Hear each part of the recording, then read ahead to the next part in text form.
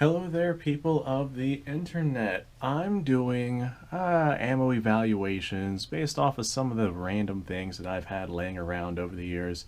I figured I'd gather them all together, have a look inside of them, take them to the range, just kind of do an ammo evaluation with them. And today, I gotta say, I'm really excited for what we have here. This is 30-06, and this is original 30-06. This came from a box that looked like this right here. Forgive the shattered phone. But it is 30 government model 1906 pointed.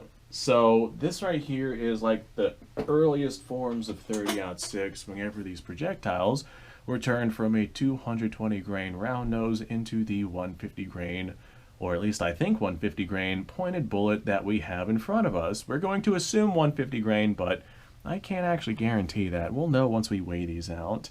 I have no idea if these are Berdan primed or not. As a matter of fact, I'm going to go ahead, break out my flashlight. Are you Berdan prime or Boxer primed? Well, looking into the case, it does look like it is Boxer primed, which makes sense for a United States cartridge. Let's go ahead and have a look at the powder that is inside this thing. I have no idea what to expect with this. Alright, so there's our projectile. It definitely looks like a 150 grain full metal jacket. Lots of corrosion on that bad boy though. The inside of these cases also has lots of corrosion. I can basically guarantee that this is going to be corrosive ammo. We even have little bits of what looks like corrosion inside our powder right here. Very fascinating. It'll be interesting to see if this stuff goes bang. We're going to take this to the range and see if it actually goes off. We're looking at 37 grains of powder. Is that right? Let me pull that off. Yeah, sure enough. That's tailored for this thing. So we got 37 grains of powder of whatever kind of powder this is. I was expecting more than that, but no, this right here is like a really lightweight load. 37 grains of powder. Okay, cool. Let's have a look at that projectile. I'm betting it's probably a 150 grain bullet. Survey says, yep, 149. So, a 150 grain bullet with 37 grains of gunpowder behind it. I have no idea what kind of gunpowder this actually is, but something tells me it's going to be pretty fast burning. We're going to compare it to other 30-06 that I'll be shooting while I'm out there, and I'll let you guys know if it feels like it's more powerful or less powerful. This right here is a really good example of why you don't mix gunpowders, because although this does look like a stick powder, 37 grains, if this reaches like full 30-06 velocity, that's a much faster burning powder than what like other stick powders would look like. Like 4064, you'd be looking at more like 45 to 47 grains of that stuff. So don't mix your gunpowders unless you really know what you're doing. All right, let's go out to the range. All right, guys, this one I'm excited for. So this is WRA 30-06. This is original 30-06 from way back in the day, whenever it was known as like 30 US government or something like that. So this is a 150 grain Spitzer projectile. This right here is like the earliest form of 30-06. It's got, if memory serves me correctly, like 36 grains of whatever gunpowder it is that they had inside these things. We're going to go ahead, bench rest, send some rounds down range. This stuff should move at about 2,800 feet per second through a full-length barrel. We're going to be shooting it from my Winchester my P1917 Enfield. Chambered in 30-06. It's got a full-length barrel, and it's got a 1 in 10 twist barrel inside of it, so it should be able to stabilize everything. I have no idea if this stuff's actually going to get set off. If it doesn't, I'm probably going to load it in modern 30-06 brass, because I want to see like accuracy with this stuff. I want to at least shoot a little bit. I would love to get some chronograph ratings with it, and we might do that at a later point in time, but my chronograph doesn't have any shims for it, so I guess we're not going to be using that.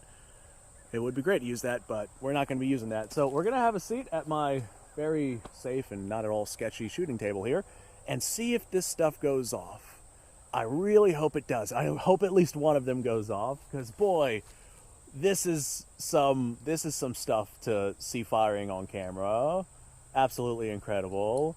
The ammunition has definitely seen better days. I have no idea if it's actually going to go off, but boy, am I excited to test. All right, I'm going to go ahead and load up our 3 rounds here inside of our 1917 infield. We're going to fire them downrange, and hopefully they go off and hit their target, etc., etc. Let's see how this goes. Ah, did not fire. Oh no. Alright, well, that one's dead in the water. I'm falling. This is definitely a very safe shooting setup that I have going on here. Very safe. No! I think that this is going to be a running theme, guys. Darn! I was really looking forward to seeing this stuff fire. Alright, well, let's try this one, I guess. Ah, none of them fired. That's alright. We'll load these in some modern brass. Okay, well, I think it's a safe bet to say that these right here will probably not go off. That's expected, just disappointing.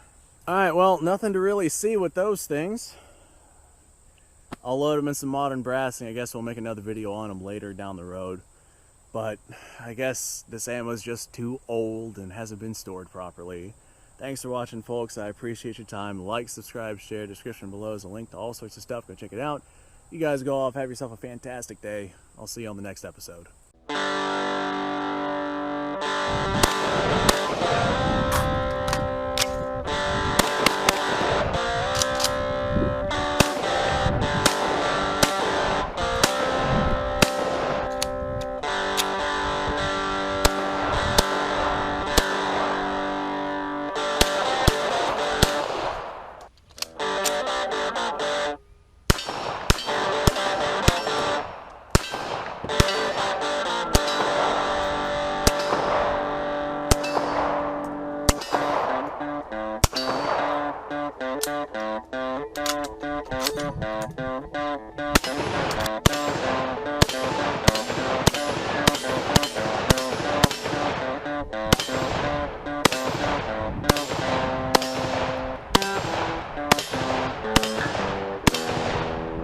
Been a little while since I've done this.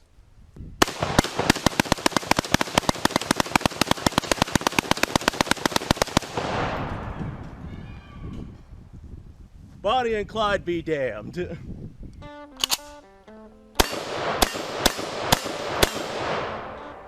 Poor man's Garrett.